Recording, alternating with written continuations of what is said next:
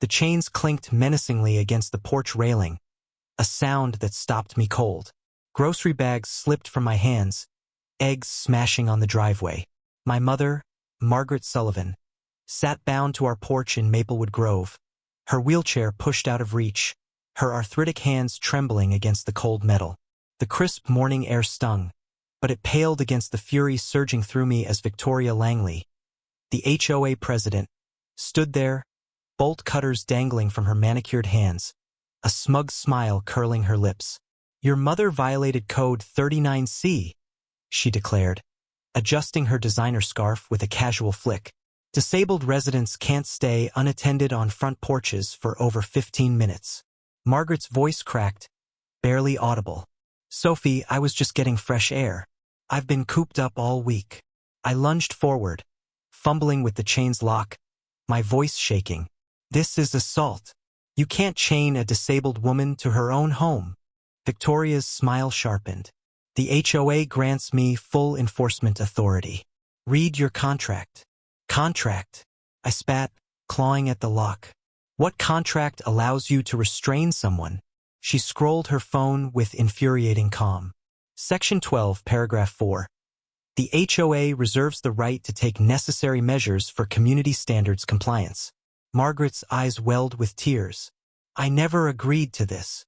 I freed her, the chains hitting the ground with a dull thud, revealing red marks on her wrists. I wheeled her inside, heart pounding. "I'm calling the police." Victoria shrugged. "Chief Larson's my cousin. Besides, I've documented every violation."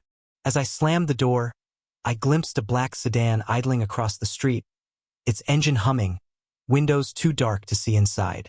A chill hit me, I felt watched.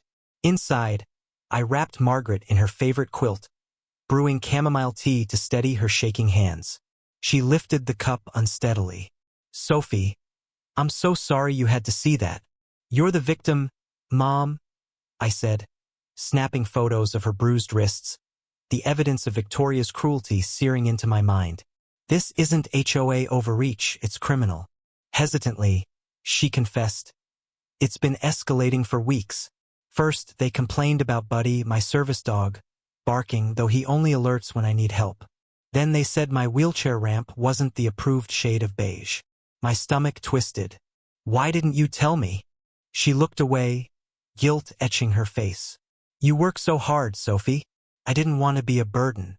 Kneeling beside her wheelchair, I took her hands. "Mom, you're my mother. You're never a burden.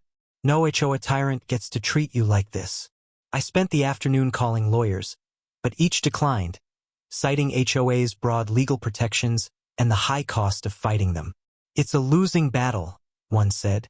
By evening, an email from Victoria arrived, fining us $5,000 for wheelchair track damage to our lawn and $500 for unauthorized restraint removal. Digging through the HOA contract, I found vague clauses about enforcement measures. Margaret pointed to the window. "That car's back." The sedan hadn't moved. 2 weeks, she said. "Ever since I reported Victoria's misuse of HOA funds for her personal landscaping." My skin prickled. "You filed a complaint?" She nodded. "I found discrepancies in the financial reports at the last meeting. This wasn't about porch rules, it was a vendetta to silence Margaret." The next morning, our trash bins were placed to block her ramp, a note taped to one fining us $200 for visible storage. Our neighbor, Clara Martinez, hurried over whispering, "Victoria's son did it at 3 a.m. I've got security footage." She pressed a USB drive into my hand, eyes darting. "Victoria's got spies everywhere." She evicted the Lynns last month for hanging cultural decorations, claiming they were unapproved. The USB revealed a chilling pattern. Videos of Victoria and her allies harassing residents, moving bins, snapping photos at odd hours, tampering with mailboxes. Every target had a disability or had challenged her authority. An email announced an emergency HOA meeting to address Margaret's multiple violations, threatening foreclosure. At the meeting, Victoria presented a slideshow of Margaret's alleged infractions. Grass blade height, unapproved bird feeder, excessive handicap parking use. Each slide fueled murmurs. Mrs. Sullivan owes $10,000, she declared. We must consider foreclosure. I stood, voice trembling with rage. This is harassment, plain and simple. Victoria snapped. You're not a homeowner. Sit down. But voices rose in support. Neighbors Margaret had helped, from fixing fences to sharing her garden's tomatoes. Victoria's grip wavered as a man in a dark suit slipped in, notebook in hand. Don't stop, he said, taking a seat in the back. Victoria faltered. Who are you? A concerned citizen, he replied, tone unreadable. The board's vote split, 2 members siding with us. A crack in Victoria's armor. After the meeting, the man handed Margaret a business card with just a phone number. Call if it escalates, he said, vanishing before we could ask more. That night, our car was keyed, leave carved into the paint. The sedan was gone, but I felt an odd alliance. The USB unveiled a scheme. Victoria's husband's company had bought 6 homes in Maplewood Grove, all previously owned by disabled residents, flipped for triple the price. Rain pounded as Victoria doubled Margaret's fines, citing Buddy's breathing as a peace disturbance, and her ramp as an architectural violation. My friend Emily, a paralegal, arrived soaked, clutching folders. Victoria's maiden name, Carver, links to Carver Properties, she said, spreading records. They've targeted disabled homeowners in 3 states. Power cut, plunging us into darkness. Buddy growled, his first sound all day. Our security cameras were dead, but neighbors' lights glowed. Clara burst in. Victoria's son and 2 others cut your power line. I recorded it. The video showed 3 figures in HOA jackets tampering with our line. A brick crashed through our window. A note attached. Final warning. Margaret's eyes blazed. No more playing defense. Emily filed complaints with the State Housing Authority. I pitched news stations. Want a story on HOA corruption? I've got evidence of systematic discrimination. A news van arrived, but Victoria stormed over, demanding no filming without HOA approval. Defamation, she screeched. Emily shot back. Truth's a defense. The broadcast exposed Victoria's targeting of disabled residents, sparking calls from victims like the Chens, fined for cultural displays, and Mr. Park, harassed for using a cane. Our Maplewood Survivors Facebook group grew to 50 members overnight. Victoria retaliated, sending a locksmith to change our locks, citing foreclosure. Emily cited the lack of a court order, and Margaret's resolve sent him packing. The black sedan returned. I banged on its window. We're protecting your mother, a deep voice said. Check your mailbox. An unmarked envelope held photos of Victoria meeting known criminals, bank statements with large withdrawals, and a note. We're building a case. Keep pushing. Our group organized a protest. Signs like, End HOA abuse, clashing with Victoria's supporters, Save our values. Margaret wheeled between them, her voice commanding, This isn't about sides. It's about humanity. She shamed a protester, Tom, by recalling his daughter's rose garden project with her. Neighbors shared stories, Clara's ramp fines, the Chen's decor bans, swaying many, including Tom, to our side. The viral video #ChainVeteran trended nationally, fueling outrage. The community center burned at 3 a.m., our physical evidence inside. Emily confirmed FBI server backups. Victoria vanished with $2 million in HOA funds, her note vowing, They'll pay for destroying my empire. Vandalism surged. Slashed tires, poisoned meat in our yard.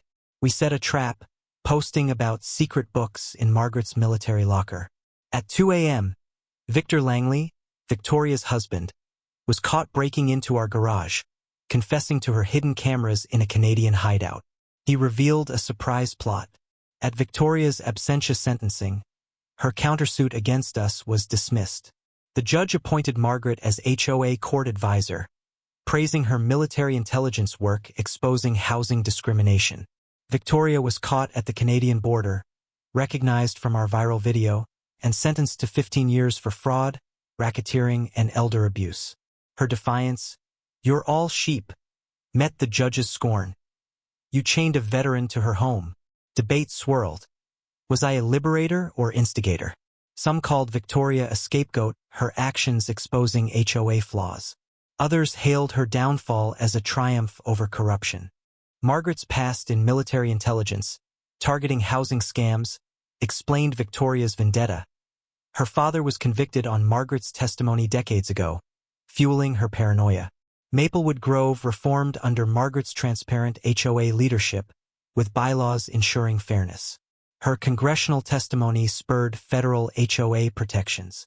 Our wheelchair-accessible garden, feeding the local food bank, symbolized unity. The arson's ashes birthed a movement, Margaret's legal fund aiding victims nationwide. At Maplewood Grove's first Unity Festival, Agent Carter revealed Margaret had tipped the FBI months earlier, her instincts honed by covert work. Victoria's unrepentant prison letters became teaching tools for Margaret's HOA reform workshops. The chains meant to break us forged a resilient community, proving truth and courage outlast tyranny. Victor Langley was sentenced to 7 years for conspiracy and vandalism, his confession dismantling Victoria's network. Clara Martinez became HOA vice president, ensuring transparency. Emily's legal work earned her a state award, and the Chens and Mr. Park led workshops on resident rights. Buddy received a custom vest, Hero Dog, from grateful neighbors. The FBI investigation expanded, uncovering Carver Properties scams across 5 states, leading to 20 arrests. Maplewood Grove's community center was rebuilt, named Sullivan Unity Hall, with a plaque in honor of Margaret Sullivan. Breaking Chains, 2025. Margaret spoke at its opening. Tyranny thrives in silence. Speak, stand, and never let fear lock you down. A year later, Margaret wheeled through our garden, Buddy at her side, kids playing in yards once ruled by fear. I saw her not as a victim but as the warrior she'd always been, breaking chains for all. Victoria's empire crumbled, but Maplewood Grove rose stronger, a beacon of justice where no one would be chained again.